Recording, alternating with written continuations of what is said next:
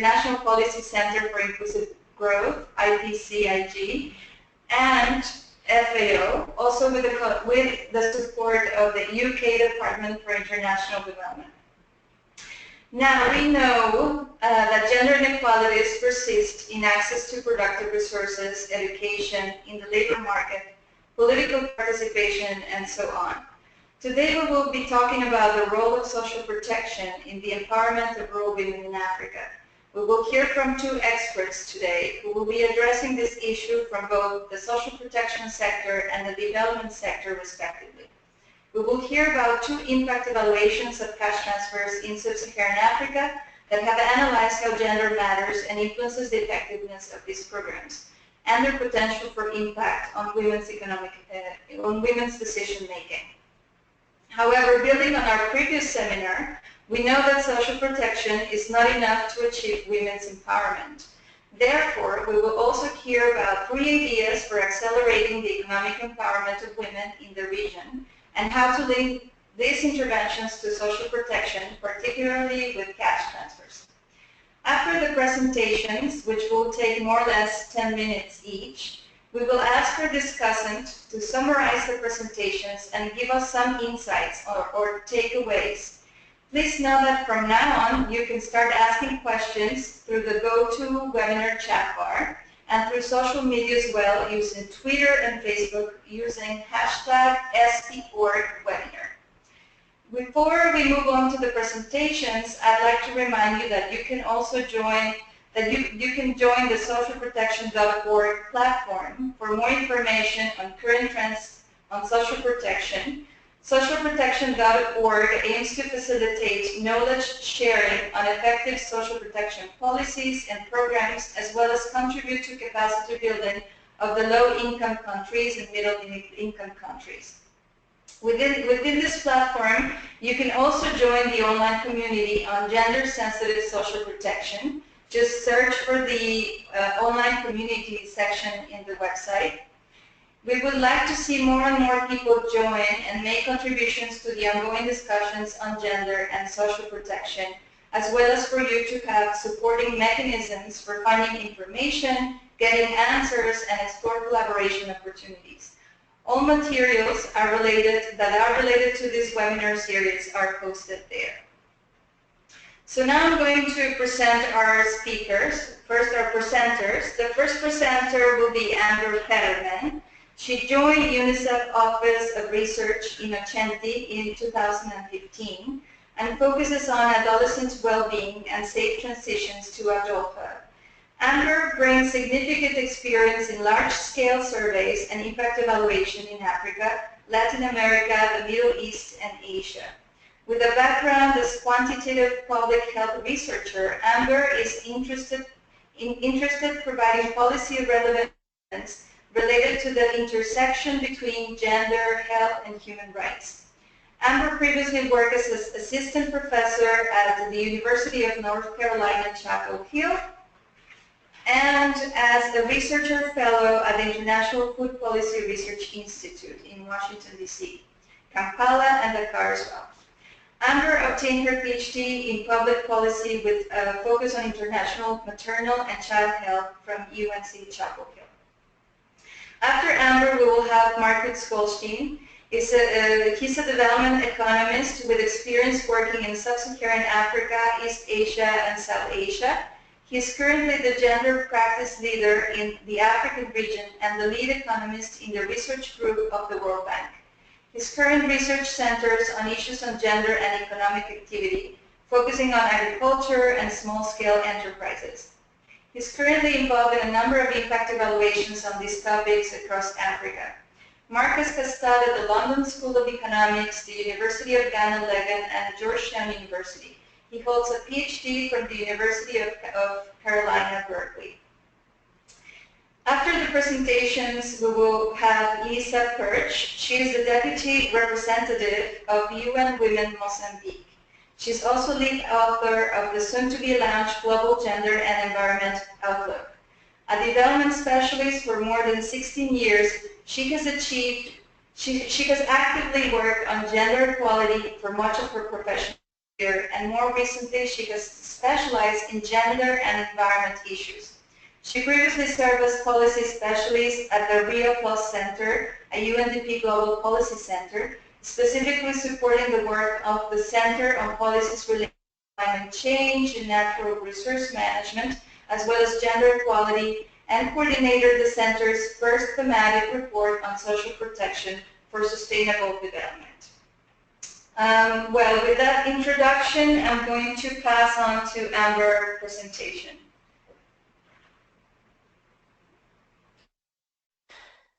Thank you, Ana Paula. And let me turn my webcam on. Hello, everyone. It's a pleasure to be here and to be able to take part in this seminar and share some of the work that we've done under the transfer project by both FAO and Innocenti teams at UNICEF. And I thank socialprotection.org for addressing this very important issue and getting the discussion out there. Next slide. So in the first webinar of this series, which I encourage everyone to watch, Agnes Kwisimbing laid out a couple questions around two broad areas where there were research gaps. So I'm going to pick up on those two themes again here to frame the case studies I'll talk about today. So the first big issue kind of has to do with the assumption that women should be targeted as beneficiaries, as they're perceived to invest resources in a more family-friendly way. And essentially, that means by engaging women as opposed to men, we might be able to leverage this in terms of our overall program goals.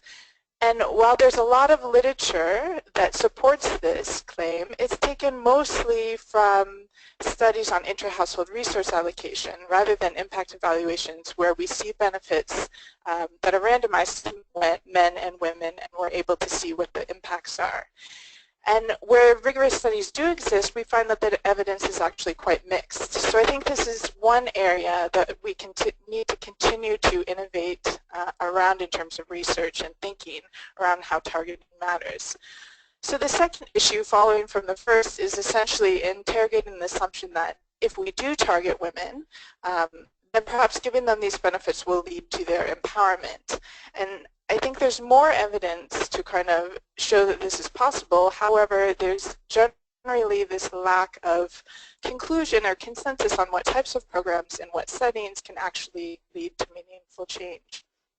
So one of the issues here, of course, is that evaluations tend to look at a wide range of outcomes, from inter-household decision-making to land ownership to earnings, and they label them all as empowerment when in fact they're very different things.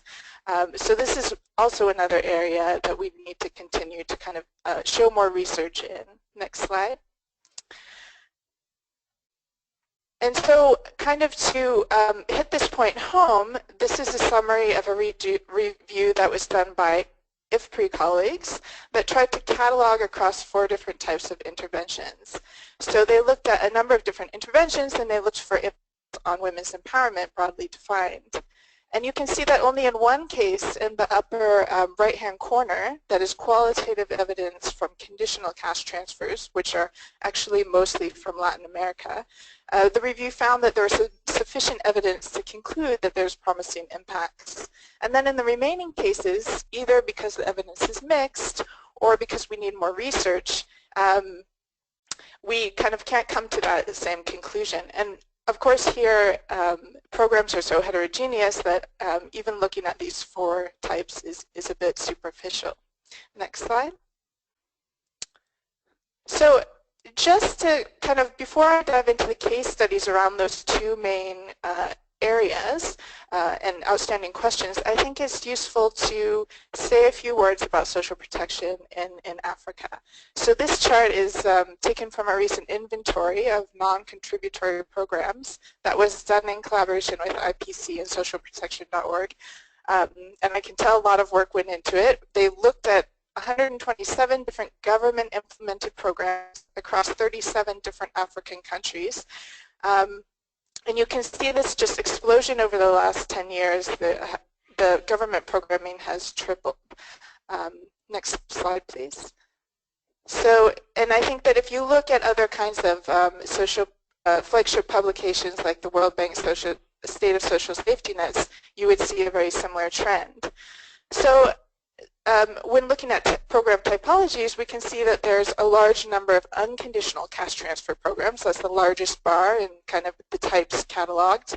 There's a lot of cash for work and conditional cash, and fewer of these in-kind or training programs. Although, of course, these are only government programs, so a lot of other types of programs are being run by NGOs and other actors. But the target range, the targeting groups for these types of programs also ranges quite widely. We have these demographic targeting like children and OVC, elderly grants, but then also we see this kind of vulnerability, so people living with HIV, labor-constrained households, and so forth. But I think kind of the main takeaway message from this is just that this really significant rise in programming and the range of different programming really gives us an opportunity when we're thinking of using social protection to reduce gender inequalities. Next slide.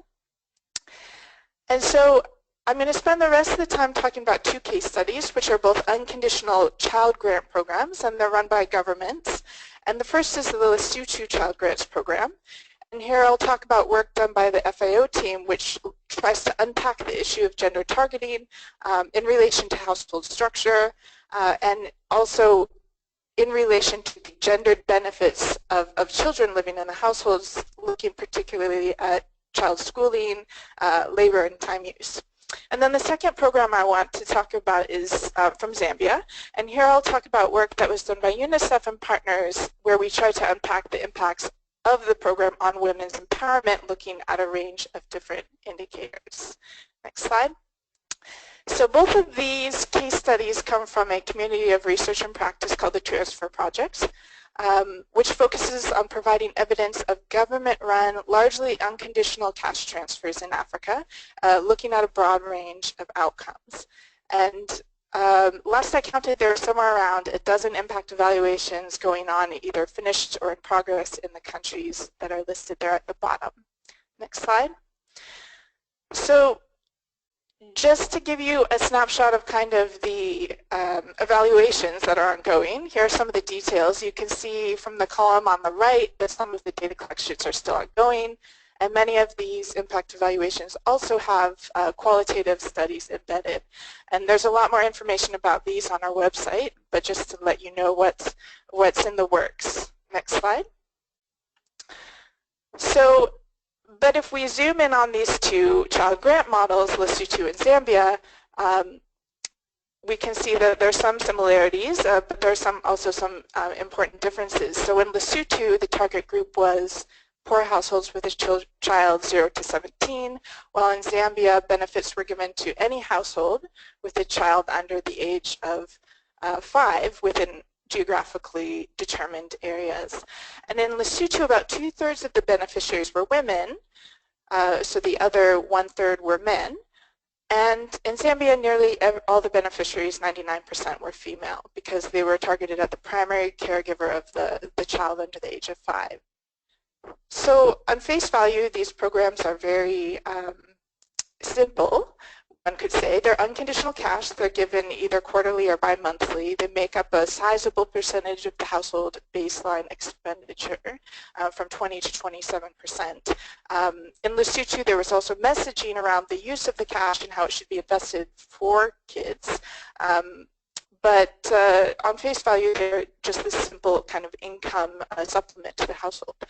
And both evaluations were done through randomized control trials, and I'll show results from Lesotho after 2 years and from Zambia after 3 to 4 years. Next slide. So first, in Lesotho, again here we're looking at gender differentiated outcomes and if gender targeting matters. The program overall on agricultural households had a strong impact on many of the outcomes that we might be concerned about for children. So school enrollment, attendance, time spent in school, reductions in chores and working on farm. However, these impacts were mainly found around this older age group, so 13 to 17-year-olds, which are shown here on the slide. The impact on the primary age school-age children, 6 to 12, were small and mostly insignificant. And this is likely because since Lesotho has a compulsory schooling for primary level, nearly all the kids 99% were already enrolled in school. So we see kind of less impacts there. But if we look particularly at this group where we do find strong impacts, the secondary school age, we see that the results or these impacts are actually driven by girls. So we see the larger impacts on girls in this age range, with the exception of one domain, which is the reduction in farm labor, which is driven by boys. And this is actually really interesting because in contrast to many countries in Africa, in Lesotho, it's boys who are actually disadvantaged in terms of schooling. Largely because their labor is needed on farm, perhaps because of the HIV epidemic, and they're often pulled out of school to work on the farm earlier than girls. Next slide. So these are interesting findings and quite, quite nice findings for this type of program. But what happens when we look at male-headed households versus female-headed households? Are there differences? Well, in male-headed households, the results are generally maintained that I showed you on the previous slide, while in female-headed households, the outcomes actually favor boys.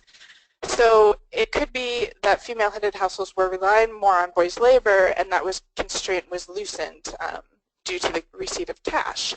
But going back to the male-headed households, when we look at who in the household received the transfer, whether it was men or the fathers or the women, the mothers, when the man got the transfer, girls' schooling increased as compared to when women got the transfer. But at the same time, boys' labor on farm decreased and boys' input into household chores increased.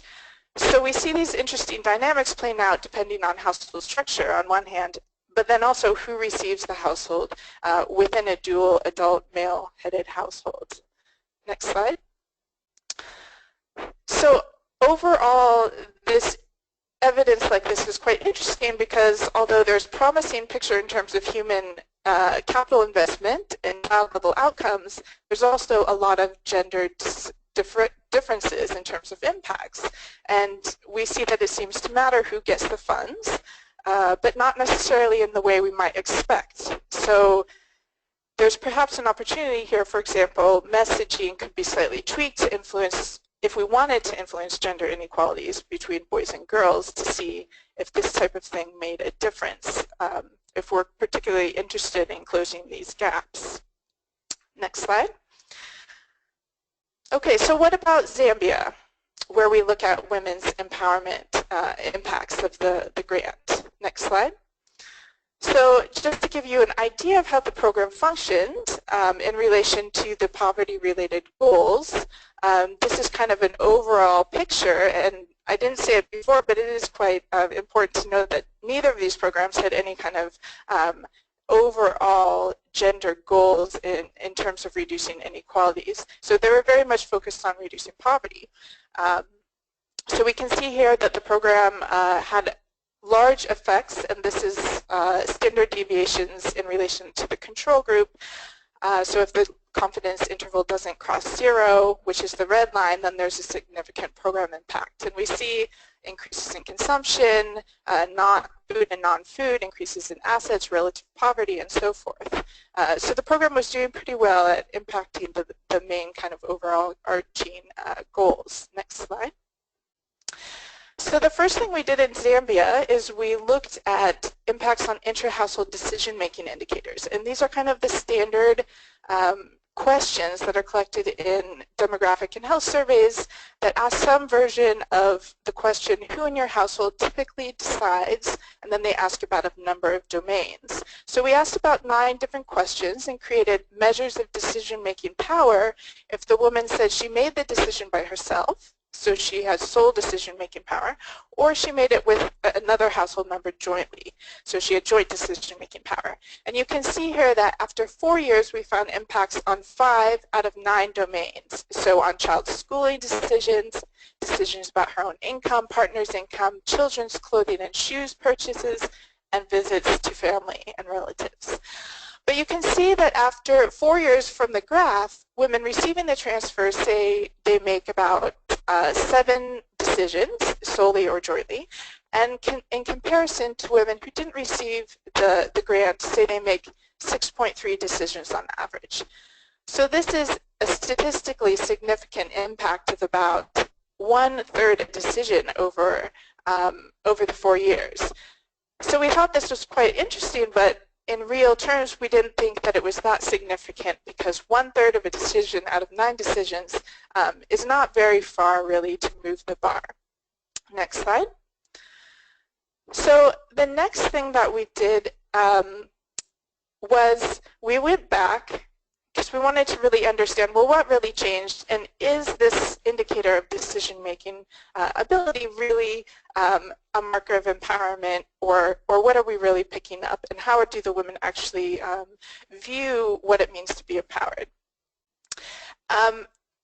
So we went back and we did in-depth interviews with women and their partners, and we stratified on changes in decision-making over time and marital status. And we found that qualitatively the findings kind of supported the same thing that we were finding in the quantitative impact evaluation. So the CGP did not lead to massive changes in intra-household relations. There are entrenched gender norms in these communities, and just receiving a little bit of cash didn't seem to change people's perspectives. And so you can see this quote by a male in a beneficiary household that says, even in the laws of Zambia, a woman is like a steering wheel, and it's us men who are the ones to drive them. But when we dug a little bit deeper, we found that there was actually some subtle changes because women were actually able to keep control of the grant money, and they were able to allocate it how they wished. And interestingly, in discussions around what it means to be empowered for these women, everyone, with the exception of one person, equated empowerment with financial standing. So they cared more about the financial standing and their economic empowerment and less perhaps about these intra-household indicators that we had analyzed previously. Next slide. So then the next step was we went back to the quantitative data and we decided to look at women's economic indicators as measures instead of these inter-household decision-making indicators. So we looked at savings, if the woman is currently saving in cash, and participation in non-farm enterprises. So these are these small enterprises that are often started by women in rural areas like home brewing or small petty trade, for example. Next slide. And what we found was, I think, quite amazing, that there were huge impacts on the amount and the instance of women's savings. So you can see after 24 months and after 36 months, there were large 23 percentage point impacts and 10 percentage point impacts on any savings. And you can see similarly large impacts on participation in small businesses. And through a number of different analyses, we also were able to show that these savings weren't as a result of, for example, decreases in more traditional types of savings like livestock holdings and so forth. Next slide. So we kind of put all the evidence together and we said, well, has the CGP actually empowered women? And we would say yes. They have more capital and cash in their control, and they're able to use it to increase their income generation and spend on things that they want to. However, these same impacts we don't think were necessarily borne out when we were looking at these classic decision-making indicators. Next slide. And I like this quote. I won't read the whole thing, but this is when an enumerator was asking a woman what it means to be empowered in her community. And if there were women, or if she knew of women that she considered empowered, what would they look like? And she tells this story about a woman called Mary who was able to start a small business using the CGP funds, which she wouldn't have done before, and little by little she has changed. Her children look good, they look cleaner, they eat well, she buys new clothes for herself, and she looks nice, and she's one of the ones that she would consider empowered. Next slide. So in conclusion, I think that through these two case studies, we've investigated some of those overarching questions, and we've shown that there is a lot of potential for cash transfers in this case to decrease gendered inequalities, both for adults and for children. And in particular, we think looking at these types of programs that are at scale, so government-run programs, is quite encouraging and kind of looking across countries to see what we might find in different settings. But I think it also shows that there's quite a lot of work to be done, and particularly looking at randomization of benefits to better show how targeting matters, and also in getting empowerment measures right and manageable so they can be added and replicated in other evaluations. I think there's, we need to do a bit more work in understanding what it actually means to be empowered in different settings, and if looking at something like decision making is necessarily the right way to go to come to the conclusion that seems to be borne out on the ground. And then finally, I think there's an obvious need to move beyond cash transfers to think about these additional interventions, whether they're add-on programming or whether they're kind of integration of different services. What is kind of most promising in terms of facilitating impacts on women's empowerment and reducing gender inequalities, which I don't think we're doing enough of at the moment in ways that are really testable across settings. And here I think that large organizations like UNICEF and FAO, who are working in many different countries, really need to kind of step up their game to be able to influence all these different programming types for us to be able to learn more.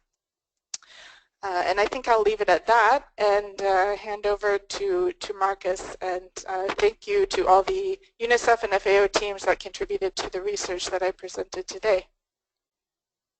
Thank you, Amber. This was a very interesting presentation. We now move to Marcus.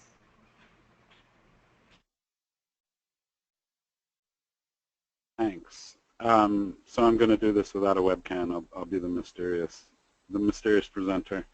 So what I wanted to talk about today was sort of picking up just where Amber left off on some evidence that we have on women's economic empowerment programs in Africa, which may or may not, and I think that's how I'm going to end, be part of this cash transfer or social protection plus approach. Next slide, please. So 3 ideas that I want to throw out in the brief time that I have. One is thinking about job training and focusing on youth. The second is building businesses, different tools for that. And the third is assets. Next slide, please. So we're going to start with job training for youth. And I'm going to give you 2 examples of work that we've been doing in the Africa Gender Innovation Lab on 2 very different programs. So one is a program from Liberia, which I think is more of the standard thing we think of when we think of job training. It's a 6-month training for young women. This was part of the World Bank's Adolescent Girls Initiative, which is doing this in a group of countries. There were 2 main streams. One was a wage labor stream, so training people for jobs in hotels and plumbing and painting, so on. And the second stream was start your own business entrepreneurial stream. One of the key things that was different about this program relative to other job training programs was that the training providers who were private were highly incentivized that people should retain these young women should retain their jobs for at least 6 months. So that's the first program. The second one is a program run by BRAC in a number of different countries in Sub-Saharan Africa, but also in Bangladesh, which is an adolescent empowerment program. So there's sort of 3 main components here. One is a village-level clubs, which is and a clubhouse, which is a safe space for girls to hang out in and socialize. The second is a much lighter vocational skills training program compared to Liberia. And the third is more in-depth than in Liberia, is life skills training, ranging everything from reproductive health to how to do a household budget. Next slide, please. So what are the impacts from the randomized controlled trial evaluations of these? In Liberia, very large employment impacts, up 47%. High gains in earnings for these girls. And these effects were much stronger in the business skills stream than in the wage labor stream. And savings also went up by a significant amount. Next slide, please. In Uganda, there's an increase in income-generating activities, also driven by self-employment activities. Now, the difference between Uganda and Liberia, to be totally clear here, is a lot of the girls in Uganda, it was a younger cohort, and they were mostly still in school. So think of these as income-generating activities that don't compete with school. There's no effects on schooling for this program, but are meaningful for these girls. One way in which they're meaningful, which is interesting, is that they're spending more money on themselves to buy goods that they themselves want, like airtime and so on. In Uganda, in contrast to Liberia, we see significant decreases on whether or not they have a child. That drops by 26%, and also a big drop in sex against their will. Next slide, please. So that's some evidence on youth training. Now let's just move to the older women and look at building businesses. Next slide, please. So this is a very uninformative slide because what I'm going to tell you about are really preliminary results. So please take them with as much salt as you can muster. So the first program I want to talk about is a personal initiative training program in Togo, and so this is motivated by the fact that in a lot of standard business training, the results were not particularly encouraging. We're seeing a lot of people learning practices, but not much impact on business outcomes. And so in Togo, what we did is we compared those more standard business trainings against something that was coming out of psychology, which was more about how to think like an entrepreneur. So the standard business training teaches you a lot of practices, how to keep books, how to do a business plan, so on. The personal initiative training is much more what does self-starting behavior look like? Who do I see it in the community? Do I want to emulate that? What kind of risks do I want to take? How much risk is too much? And so very much trying to get people to think like an entrepreneur. The preliminary results in Togo suggest that for women, this personal initiative training worked much better than standard business training.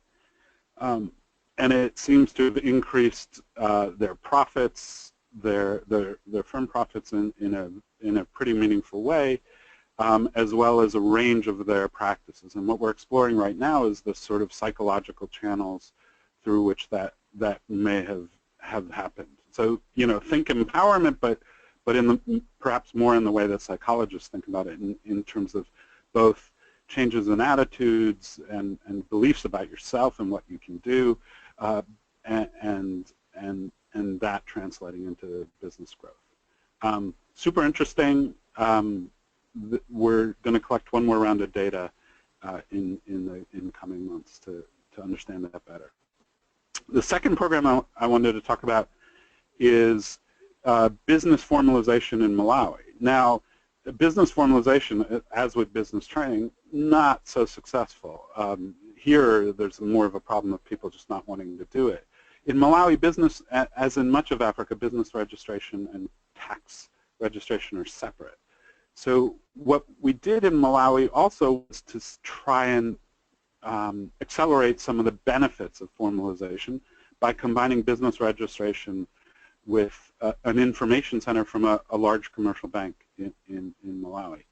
And what we're finding there, again, super preliminary, is that this seems to have, this combination of the two things has obviously led to more formal businesses, but also led to more banking and more use of financial products, particularly insurance, and having a business bank account. And again, the preliminary results from Malawi suggest that there was a boost in profits. It worked for both women and men equally. for the most part. Next slide, please. So the third area I want to talk about is assets. Next slide. So I'm sure most of the audience is familiar with the very striking results of graduation and ultra-poor programs. You have this earlier work from Bangladesh by Bandier et al., which really, I think, shows that giving women a large asset with complementary training, very not cheap program, but a sort of meaningful step out of the poverty trap, leads to a trajectory of investment and income diversification and lots of good outcomes. Then you have the more recent 5-6 country study by Banerjee et al.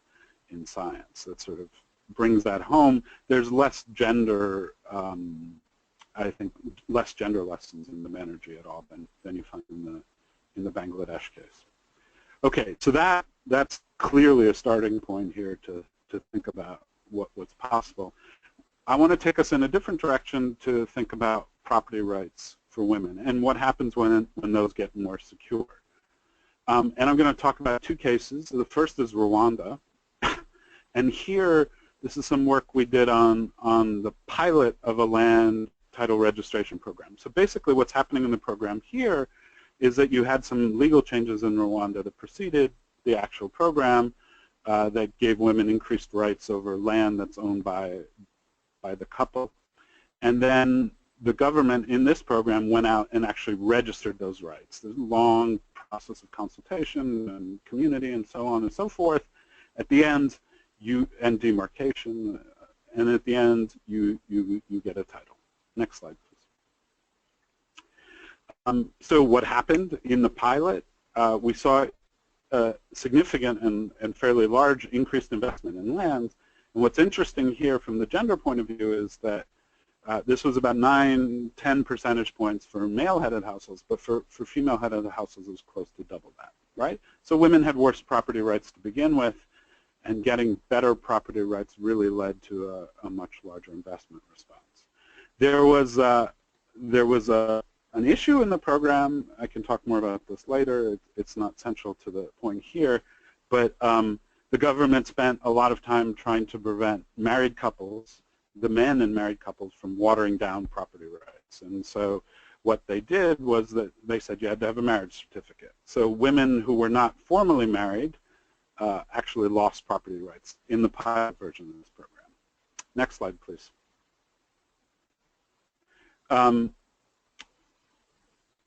The second case I want to talk about is Benin. Here we're looking at very early results, so think of these as sort of the improved security, but without the certificate, the land title or land registration certificate in the case of Benin. So here we're looking at the effects of demarcation and discussion of who owns what in the village, and a notion that a certificate's going to come.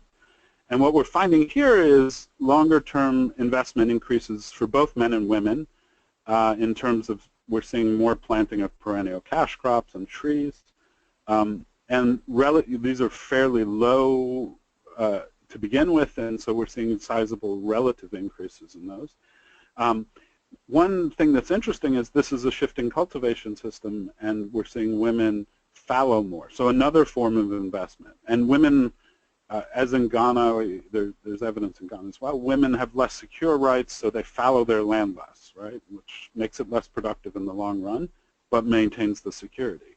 So in Benin, we're seeing that gap between men and women close. We're also seeing women shift production, again, this protective kind of labor, not necessarily the most productive, to less secure parcels, because not all parcels were covered by this program in Benin.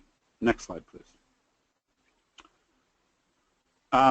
So I think in this case, in both of these cases, we're seeing better female rights, so more control, more protection of their assets, leading to higher investment in those assets, in this case land.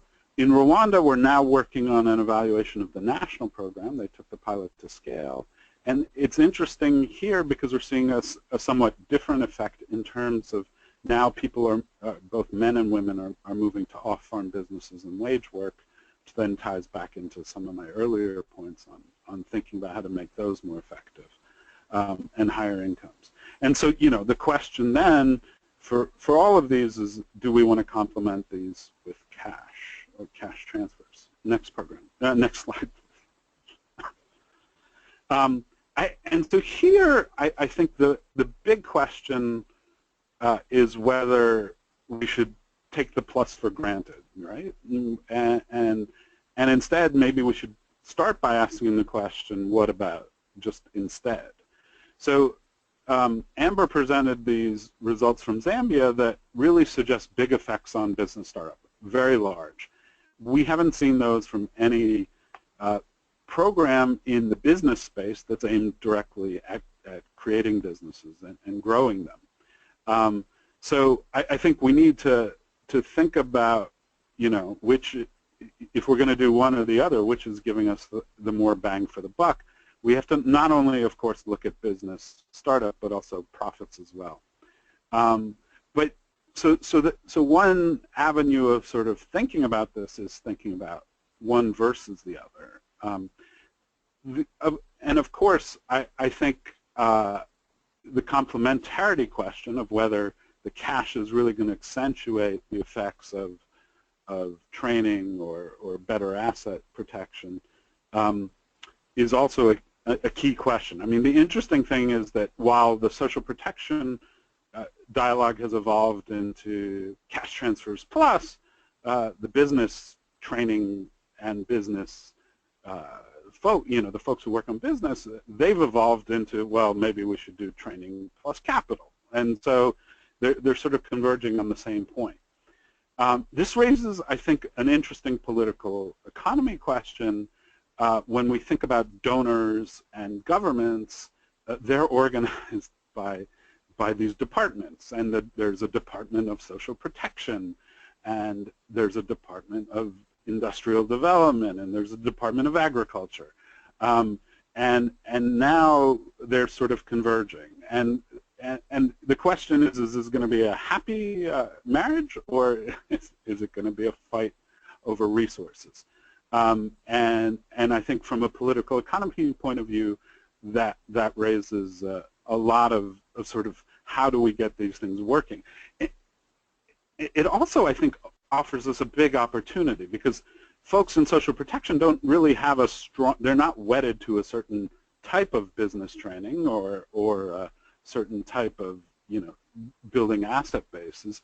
And so there's this space for innovation to try really new things that could be very exciting. Thank you very much. Thank you, Marcus, for this great presentation. So now we will move to the discussion. So Lisa, the floor is yours.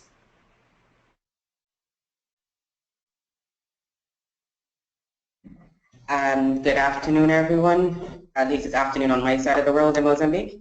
First, I'd like to thank the presenters and socialprotection.org for the opportunity to be part of this conversation. I'm working in UN Women Mozambique, and in my comments I'll already try to raise some issues and highlight some of the interesting points coming from Amber's and Marcus's presentation in terms of some of the work we're dealing with, but also try to think about it broadly in the context of broader work on gender equality and women's empowerment.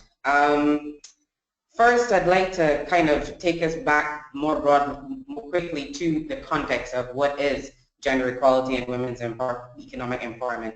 And just to put this in the context of inclusive and sustainable development and the Agenda 2030, these are very important principles and guidance for our work at UN Women and in UN Women Mozambique. And a lot of that work is shaped by achieving SDG number 5, which is to achieve gender equality and to empower our girls and women.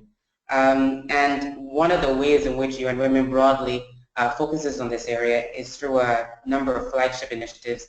And for our work here, we actually do quite a bit of the work that links issues of economic empowerment and the potential of social protection through the work that we do on women's access to land and productive resources for climate resilient agriculture. And I think in that way it actually brings together several of the points that have been raised by both Amber and Marcus in terms of what is the shape of women's economic empowerment and gender equality. And I'd just like to remind us that in terms of what we know from past work, a lot of it academic as well as participatory research, that broadly when we talk about issues of empowerment, and I know this is one of the questions of the discussion, we talk about a number of things which are both strategic gender goals as well as practical goals that we want to achieve. And they cover issues such as leadership, control over resources, including decision making, livelihoods, dealing with ecosystem challenges and opportunities, gender-based rights and participation, governance issues, and gender-based education and assets. And listening to both presentations, you can see where they've covered and touched on programs that are linking these issues in the broader context and where the opportunities for these to really be part of the process of achieving SDG 5 and more broadly looking at how do we effectively transform economic empowerment to an area where women and men are actively participate and actively influence and actively benefit. But it's important, I think, also to consider that part of the challenge for empowerment also is shaped more and more by environmental challenges, including climate change. And part of that means that our understanding of vulnerability is no longer economic or social in their purest forms, but also include how these challenges drive vulnerability and a different kind of vulnerability, but also how they present opportunities perhaps in terms of how we build resilience. And I think one of the ways in which the discussion is changing as programs in the Sub-Saharan Africa change and shift is because of this mixing of issues, drivers, and pressures on development, and also in the sense that we move from looking at vulnerability, but also looking at how we start to build resilience. And that means really thinking about social protection, not just in the form of protection itself, but in some of the issues that both Amber and Marcus have raised in terms of empowerment, but also how we mitigate risk, how we reduce it, decision-making, what level of decision-making, and part of that needs to be thinking about how the beneficiaries, i.e. the women whose lives we're working on, with, and for, how they perceive improvement and progress. And I think that then positions social protection in an interesting place in the Agenda 2030, and you can see that the debates and the success of social protection programs as well as conditional cash transfers has led to a broadening in some ways of that understanding of what it means, but also the role it can play in development. And you can see that in the SDGs themselves. But I think fundamentally from the discussion already, we also understand that there are a number of questions about how does this play within the context of gender equality. And that must in some ways bring us to thinking about, well, what is the role or potential of social protection to respond to strategic gender issues, which are those structural issues about power and decision-making and agency, as well as how does it help support and enable access to tools, as well as services, including business development, and to what extent are some of the impacts opportunistic and how some of them are purposive, and what is the right balance. I recall Marcus speaking to the issue of, is it cash plus or in cash and training, or is it training and capital? And I think these are issues that will continue to be part of the debate. And I think some of it depends on the context and depends on what is the empowerment issue that we're trying to address. And in many ways that will change and adapt depending on the level of progress we're making in development generally. I say that because if I look at through the lens of some of the issues we work on, we're working on issues of poverty, yes, but also differentiated literacy, access to education, labor force participation, and issues of skills, issues that Marcus raised in his presentation. But we're also looking at access to and control over resources, including land, as one of those basic and very important economic power tools that enable the actual market itself, including when you may be in a country where there are opportunities for extractive industry and other value chains that will require access to land and documentation. And also the issue of social security. So how do we not only help and enable to create access, but to protect them? And that's where social security and social protection, again, also have a role. And how do we make sure that efforts to improve these respond to and are cognizant of the specific needs of women and the differentiated needs of women and men? If I look at specifically what the presentations have elicited today or helped in terms of the discussion we need to have, I would say that I think it's clear that gender matters, and we still very much have to find a balance between those strategic and practical issues, the short and the long term, and how we really address issues of power and decision making. Clearly, we also recognize that even where we have programs targeting women specifically, or for the most part, that we need to think about, again, what the goal is there, and perhaps how one set of programming ends and another continues. From Amber's presentation, we see that it's not necessarily conclusive that the instrumental role, and which is usually a clear and productive role that we assign to women in the context of cash transfers, does not necessarily guarantee best results for the household or necessarily lead to the empowerment of women and or girls without some purposive approach that will tackle those issues.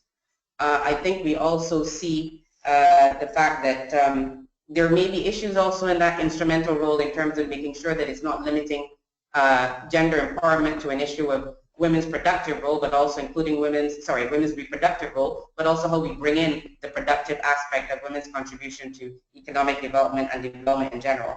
And also issues of household size and structure will be important, but again, we come back to the issues of control and decision making, even in the access to the resources, whether they be cash or services, how much of that leads to decision making and control about where that is invested.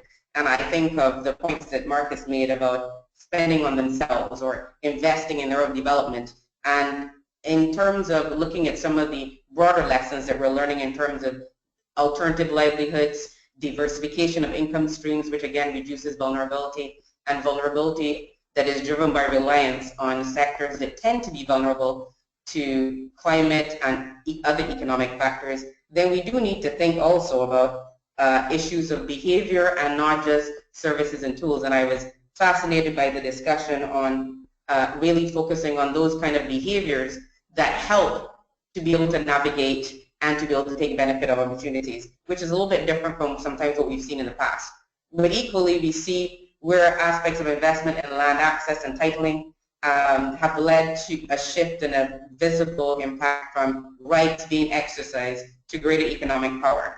At the same time, I think some of the issues that Marcus raised included the value of safe spaces, sexual, reproductive, and health rights, and also eliminating violence. And these are also critical aspects that we have to combine with the efforts that perhaps may be more driven on the economic side. And that's where you see the necessary linking between economic and social rights as well as political rights. And there are interesting parallels for these examples that have been raised by both presenters in terms of some of our work here, where as we work on looking at these very issues, we recognize the need to support access to services. We need to support access to different forms of communication and education. We need to provide access to banking and financial structures, and we've seen that in our own programming, where we have become part of the process of narrowing the gap between the availability of certain services and then actually reaching into the hands and being able to be used as tools for empowerment alongside other work that we're doing. I think there's no doubt that social protection and social safety nets, including a variety of different forms, whether it's conditional cash transfers or unconditional ones, food transfers, school feeding programs, and employment investment programs have continued to play an important role in alleviating poverty. And we've also seen in the continent some experimentation and even some growth in linking some of these to green components, where you actually are linking, for example, employment to the delivery and improvement of environmental services and the protection and restoration of assets, showing that it is possible for social protection to play a role in bringing a number of issues and a number of development challenges together. And that often by targeting labor-intensive sectors, we actually are responding to the needs that exist today, and also providing the opportunity to build skills, and also looking at ways that we can also create and improve systemic resilience, and in such a way that we also guarantee that we're actually achieving results across a number of development contexts, economic, social, and environmental. And for that, we only have to look in Ethiopia with the Productive Safety Net program, or South Africa with the Expanded Public Works program, or even Brazil in terms of the Environmental Conservation Support Program. And there are a number of these that are there that show ways in which empowerment and equality can take on the face of a number of ways, and where programs have actually purposely had a target of focusing on women as well as gender equality. You can see where they've been able to deliver on a number of levels, and for benefits for the household as well as for women themselves, and also generating new opportunities. I would say that I think in terms of taking the conversation forward and the initial questions that were posed in the context of this webinar, which were diverse in many ways, and I think that the two presenters have given us some insights into what kind of indicators are possible, what some of the challenges are with these. They've also highlighted ways and opportunities and connections that can be made. The value for having both quantitative and qualitative assessments of the impact, and really hearing from women and households themselves, I think will continue to be an important aspect of this. The quantitative is always important, but at the end of the day, that movement and that ability to lift and to take this success to another year and to move not just beyond poverty but really into prosperity will continue to ensure that we need to have a process that looks at both sides of the coin. And if we're looking at pathways, that tends to be driven in some ways by what are the economic empowerment and other forms of empowerment challenges at the house or within the community. But the two presentations have shown a diversity of different ways in which we can begin to tackle those issues, and showing a diversity of movement and success with challenges. And I think Amber and Marcus have challenged us very effectively in thinking about what next and what is the package that could be useful for a diversity of contexts and issues at the country level, but also at different community levels, and how do we combine those packages in moving forward. I would just say that I think in terms of responding to how we better link the social protection schemes and women's empowerment, I think a point that Marcus raised is an important one, which is also how we work together more effectively. Beyond the point that Amber raised about agencies working together more effectively, I think also at the national level, there's a lot of opportunity for the different actors involved in development to come together. And maybe part of that is not just driven by the tools, so whether it's social protection or education, but it's more driven by the goal and how we all work towards SDG 5 and bring in those elements of the tool together. And therefore look at ways in which we can improve policy coherence and convergence, and also do more joint programming. I think even though they're complex, they may take a long time for us to see the impacts. Where we've seen broader programs, you've seen wider impacts, and you've seen impacts that tend to be sustainable and tend to drive and leave families with a set of tools that allow them to navigate through different risks and opportunities that emerge. Also, if we think about the broader context of what we would want, how we would want to link, for example, social protection, decent work, and issues of security, I look back at the UN Women Flagship Initiative on Income Generation and Security through Decent Work and Social Protection. And I think that the way that the theory of change there is packaged is a good way to kind of end off my comments in terms of what are those pieces that we're thinking about linking. And it says that if you're looking at the barriers to women's access to social protection, and that these are adequately identified, so there's some focus on understanding what are these issues. And we also look at the role of women's organizations and other actors to participate in debates and to influence decision making, including the shaping and the formation of programs. And we look at the financing modalities for gender sensitive social protection. We make sure they're there, we identify them, we enable them to and support them in their establishment and their functioning. We look also at the role of government in terms of its capacities, and then we also make sure that we tap in and understand how is access actually working. Do women have access to social protection? Do they have access to social protection floors that guarantee some kind of basic income across the life course? And we, in other words, tackle both the financial but also the political barriers. That when we look at that combination, we are much more likely to be on the way to ensuring gender equality and women's empowerment, but also in terms of really creating a pathway that is going to be sustainable. And that really also allows women not just to be beneficiaries of these programs, but in the end to be part of the reconstruction and the adaptation and the programs. Ideally, that's what we would want. And so in terms of where I think of the lessons that have come through from this experience and in the broader context of the discussions that are happening, it seems to me that we're talking really about making sure that while it's good to see where gender equality and some elements of access to services, improvements in some of the key indicators we've been looking at for a while, and we want to move towards some of the more structural issues, that it's important to have that overall gender goal and to have that goal defined. But we cannot ignore the fact that we also need to shift and change gender norms, and in some ways those are also shifting, and so we need to adapt to those as well.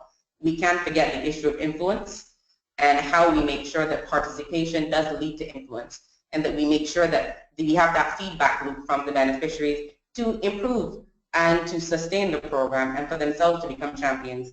And that part of it may not be an either or instead of, but it actually might be what kind of programming in stages as it evolves and where pieces come in and may be more or less important depending on the life cycle, but also the extent to which a combination may be more impactful. And lastly, thinking also about some of the different needs depending on age group and depending on the social context and where those will be. And always remembering that at the same time that we're looking at economic empowerment, the issues of power and decision making are important, and that includes a life free from violence, and a life that, and safety issues and security issues, including physical security. And so we want to make sure that we have an overall package, and it's not necessarily only the role of social protection programming in its purest form, but there's an opportunity through social protection to get a lot of these elements in and to have a partnership across the broad swathe of government and society that really can deliver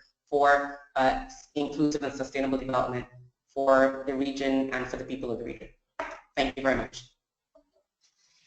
Thank you very much, Lisa, for bringing the policy perspective and all the interesting points you raised. A lot of them that have to do with this aspect of coordinating social protection with other programs and the challenges that brings. So now we're going to move into the questions. We have 30 minutes for that, and actually we've received plenty of questions. So if I don't address, if we don't address them all right now, we will address them later on in written form through the socialprotection.org platform. So don't worry if I don't mention some of your questions, but I also try to combine some of them. So what I'm going to do right now is to maybe address 4 questions, and then I'll pass it to Amber, then to Marcus. And also, Lisa, if you don't need to answer all the questions, just the questions that you think you could answer and contribute. So the first question is, especially for Marcus and Amber, what impacts do you know that the social protection has, is particularly on building women's asset ownership? That's one of the questions that were raised. If you have any examples of social protection programs that have increased women's assets through cash transfers. Sorry, I was not specific. So the impacts of cash transfers on asset ownership. Then the second question is, how do you see the cash plus happening? As unique programs on their own, and this is maybe more related to Marcus' presentation, do you see it as programs on their own, or through looking for complementarity? So basically national cash transfer programs looking for complementing with other livelihoods interventions, and also the issue of scale. So many of these cash plus programs work very well as pilots when they're pilots.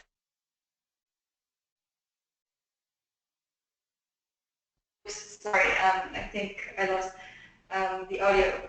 So some of these programs work well when they are at pilot phase, but they don't work so well when they are implemented at national level. So some insight on that would be helpful. Then more specific questions for Marcus is whether the job training program in Liberia targeted specifically beneficiaries of the cash transfer program there.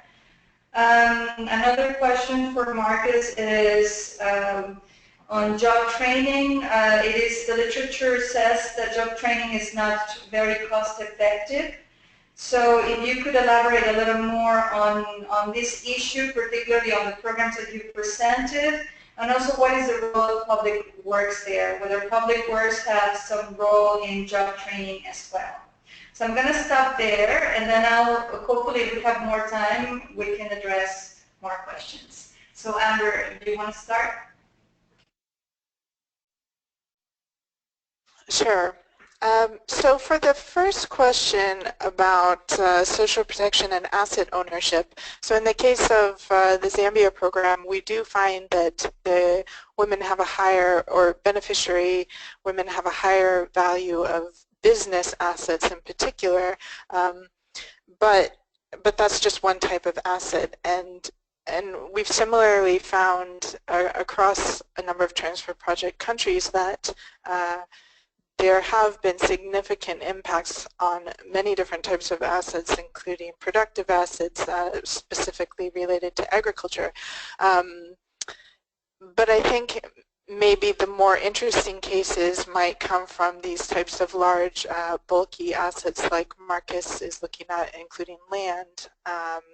And generally, I feel that the problem with kind of looking across all different types of assets, if a program isn't necessarily concerned about it, is the issue of evaluations actually collecting data on gender disaggregated assets and the value of those assets.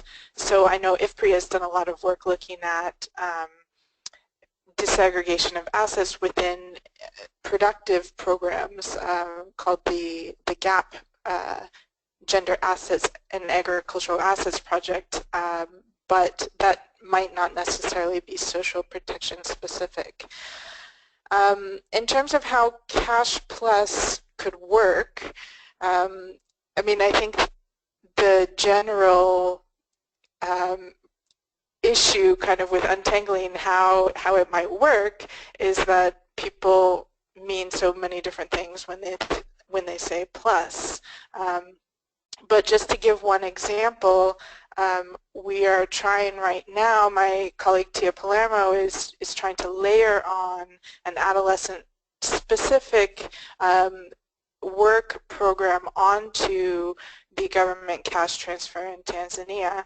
And so that's one example of how you might have a specific objective, kind of the youth transition. And if you think, well, maybe I can layer a program on an existing large-scale intervention, then you can kind of get at some of this synergistic effect. And I think the FAO has also done a bit of looking at these synergies within agricultural plus programming. But I think you really have to get more specific than just saying, you know, plus. You really need to delve into kind of what that plus is to figure out if you're talking about integrating systems or if you're talking about a small complementary add-on to an already existing program that might not in itself take a large amount of resources, like adding messaging or behavior change interventions. And on the last kind of question, I think addressed to me about scale, I mean, I think exactly this is the kind of whole problem with external validity of small pilots that researchers grapple with. How can we kind of be confident that the results that we find in a small PT are very, you know, kind of well implemented evaluation will hold when these things get scaled up, and is scale even a possibility given the costs of a particular program? And I think that in the transfer project we've kind of navigated that issue by evaluating government programs, which also have a lot of challenges, but at the end we can actually say, well, these impacts, you know, took place when it was implemented at large scale, and with the governments, with their potential kind of implementation challenges and issues in play. I'll leave it for Marcus.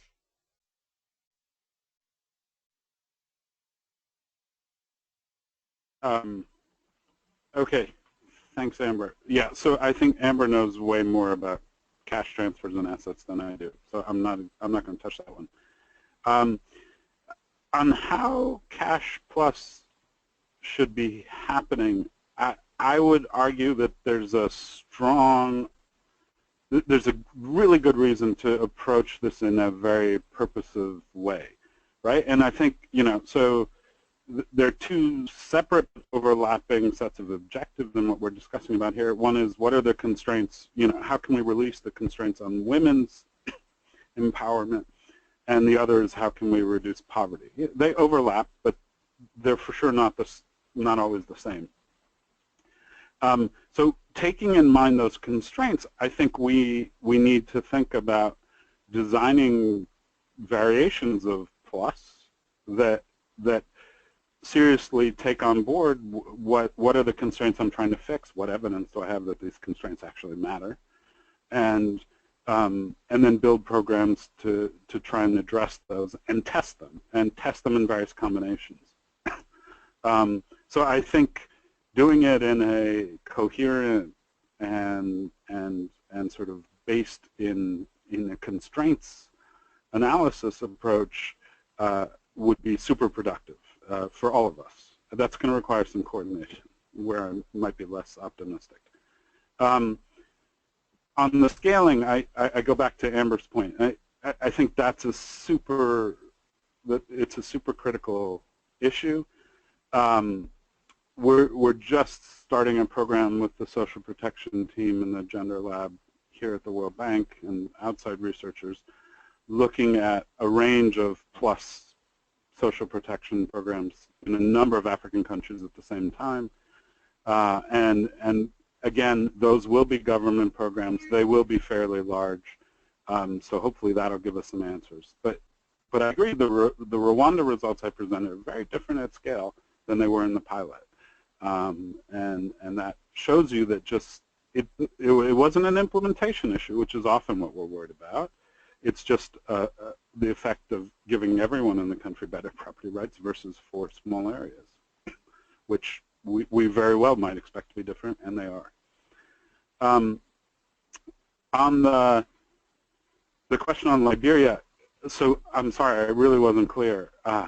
None of these programs had a cash transfer component. So these are all programs that are taking place in countries with a lot of other things going on, but they're all interventions that are sort of isolated, and only what I talked about. There was no cash on any of them. And the question is, would we add them to cash? Which then brings us to this question of cost effectiveness that was raised. I think the previous literature on job training doesn't give us a lot of hope. I do think there may be new versions out there that may give us more hope, but for sure, one of the questions I was trying to get at is,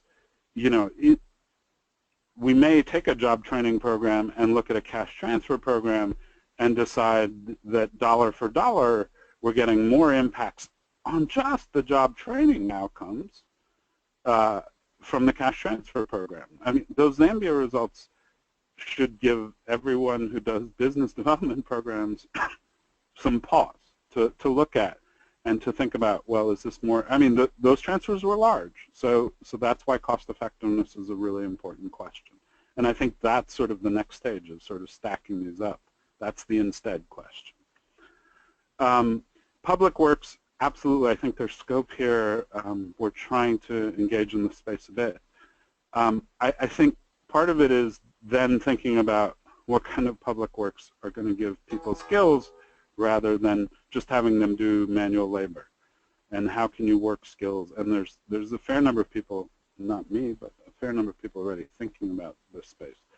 And there's potential there. But if it's just digging ditches and building roads with no skill transfer, then I'm less optimistic.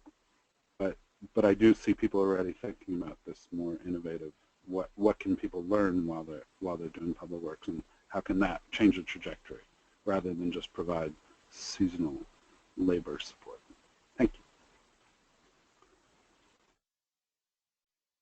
Thank you, Marcus. Lisa, do you want to add something else? Or should we move to the next questions? We can move to the next questions. I think that both Marcus and Amber have reinforced and answered the questions and highlighted some of the points I would have raised as well. Thank you, Lisa. I think in the next set of questions you probably will have something to add. So one question was directed to Amber about the transfer project. One of our attendees was wondering to what extent gender and empowerment comes up in the discussions about the objectives of the different cash transfer programs that the transfer project is supporting. So that's one question. Another question is, maybe for Marcus as well, but also others can comment, is can the plus be also, let's say the plus that was presented was more from the economic side of things. Can the plus be also soft, such as gender sensitization, and whether you know about programs that have included awareness sessions on gender and the impact of that. Then another question is what levels of decision making, in particularly economic decision making, needs to be generated from cash transfers as well as a plus, so that it works towards empowerment, economic empowerment. So basically, what is the decision making that matters the most for enabling women's economic empowerment through cash transfers or through cash transfers and the plus?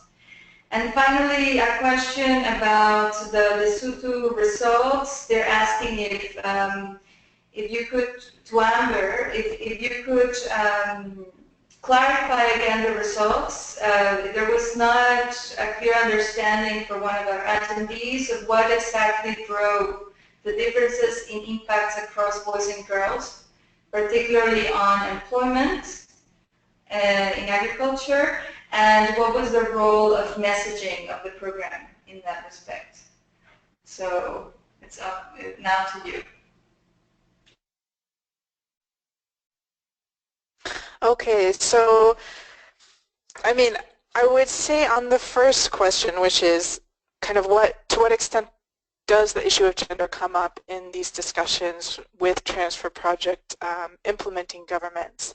And I definitely have not been kind of at the table at all of these discussions, but I would say that, I mean, in most cases, gender comes up in terms of targeting, particularly if you have a child grant, then you think of the caretaker or giving resources to women, but there hasn't been kind of an in-depth discussion about, well, what else can we do?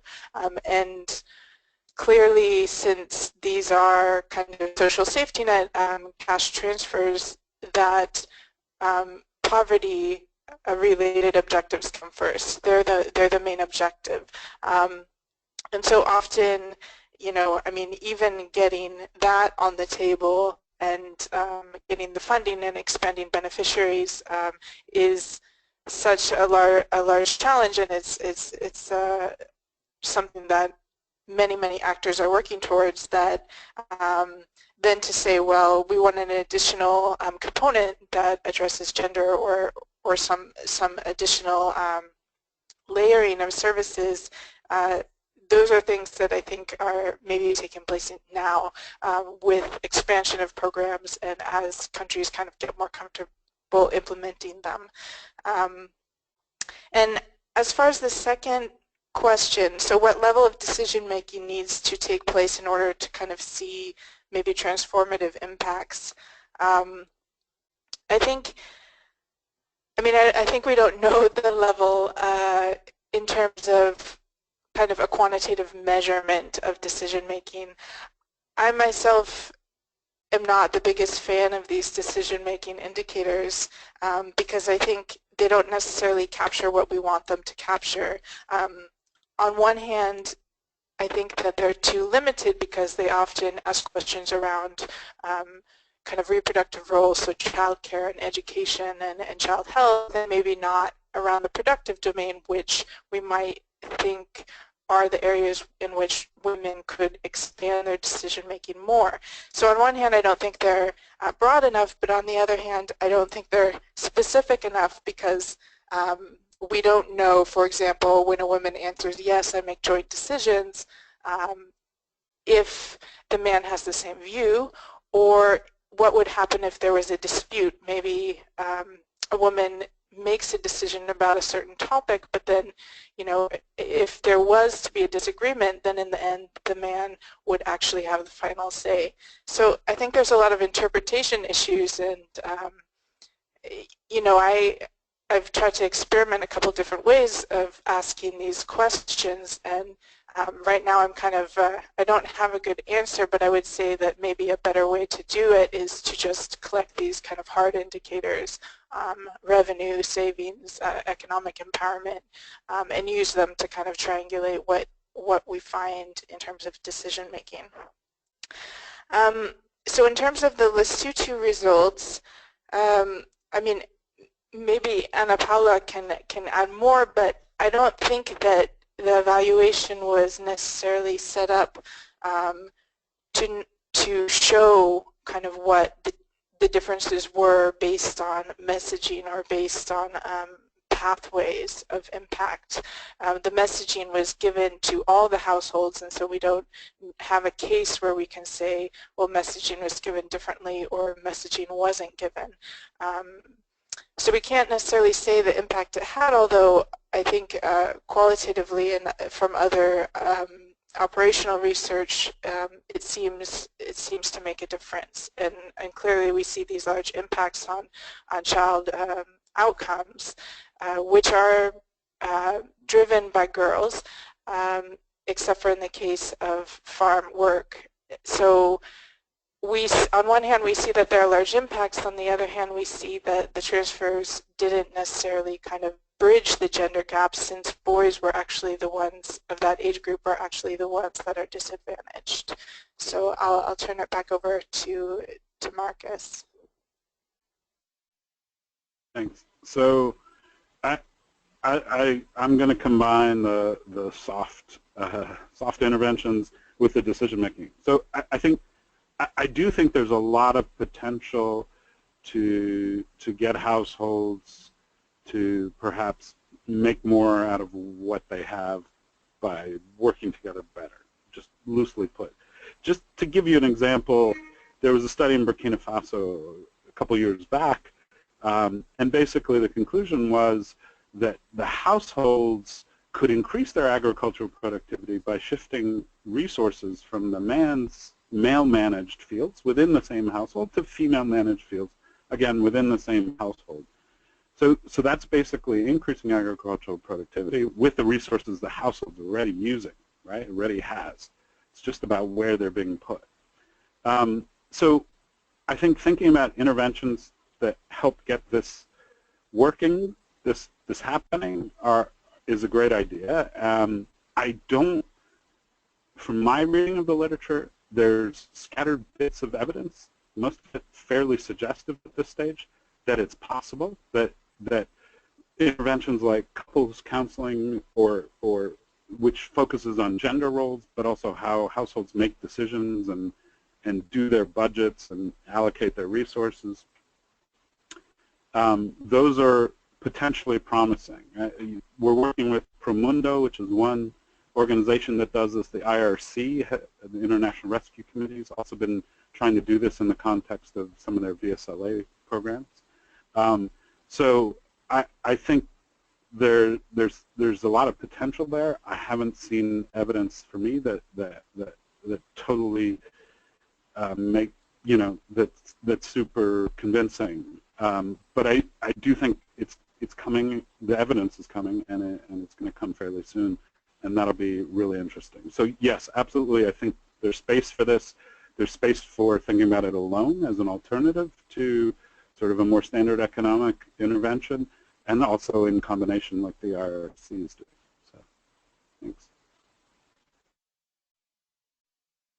Thank you, Marcus. Lisa, do you want to add something? Sure. Thank you, Paula. Just very quickly, there are a number of questions, so very quickly, in terms of when gender comes up, I think Amber has covered the issue. I think part of that should also be really, it goes back to the targeting and the objective of the programming.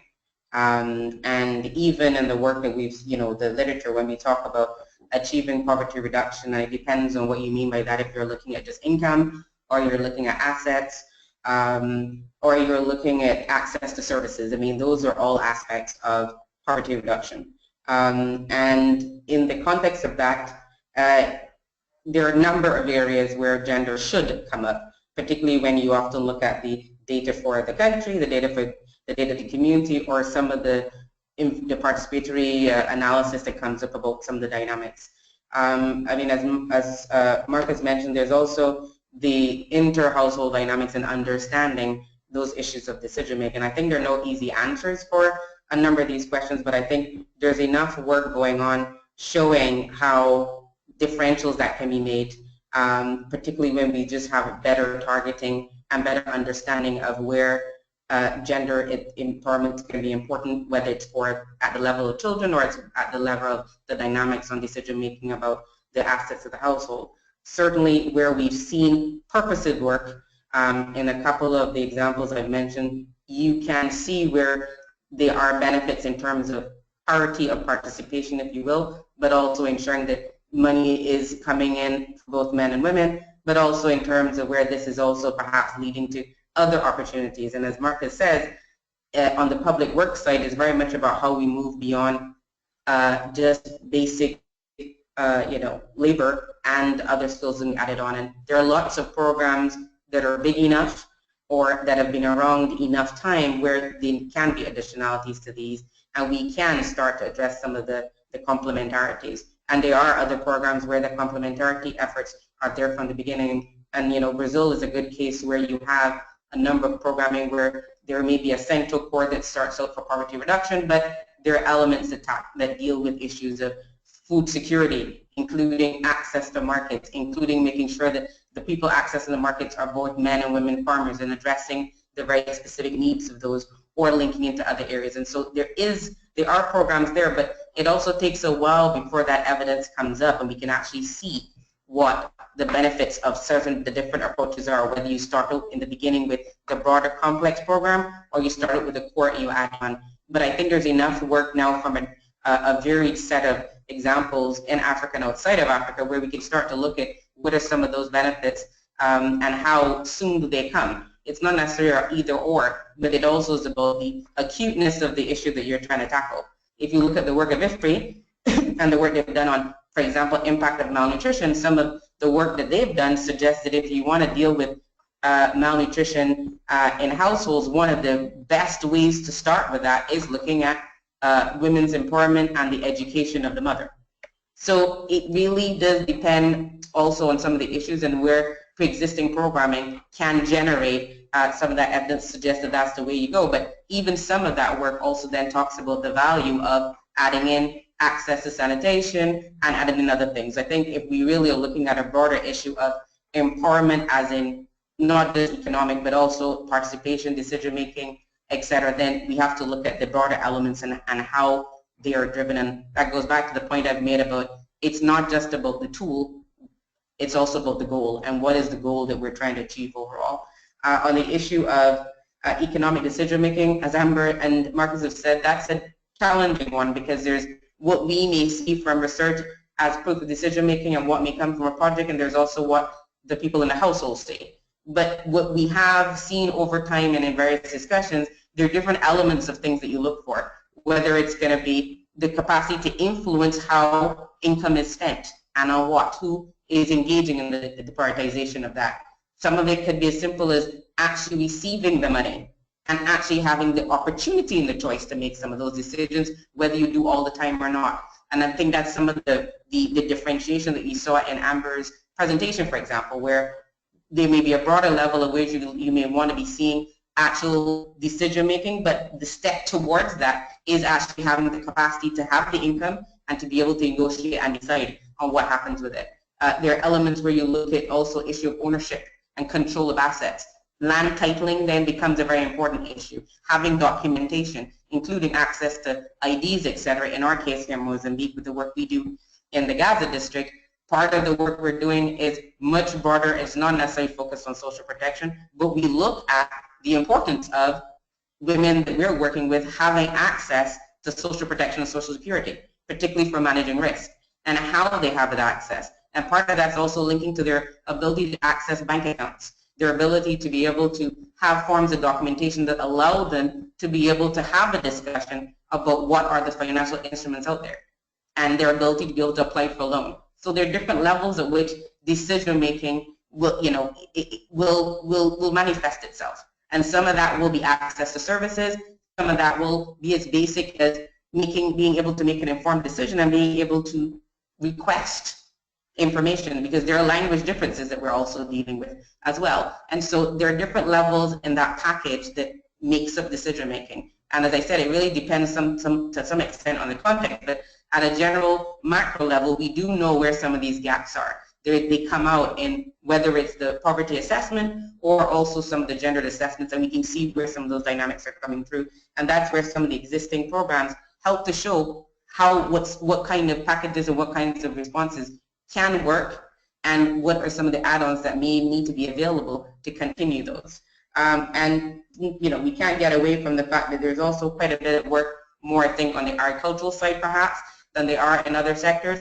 But there's the sharing and learning from experimentation of existing programs that will give us information about how we can create a new generation of programs that may be dealing with a much more complex set of factors, or may need to narrow in on some very specific issues. And I think some of that cross-learning is an area where we need to be able to do more of that and really see how we can actually create new and more dynamic programs that can respond to a number of risks and challenges that rural women are facing. Thank you. Thank you, Lisa. Well, we're running out of time, so I just want to thank to all the attendees who stayed with us until now, and of course all of those who joined us before. For your information, we've had up to 100 people connected today, so that's very exciting. Thank you very much to the presenters. We've had great presentations today. Thank you, Lisa, for your very useful discussion. We will be in touch soon. We will be organizing another webinar in a couple of months or so please stay tuned. And thank you again all, and hope to connect again in a few more weeks. Thank you. Thank you.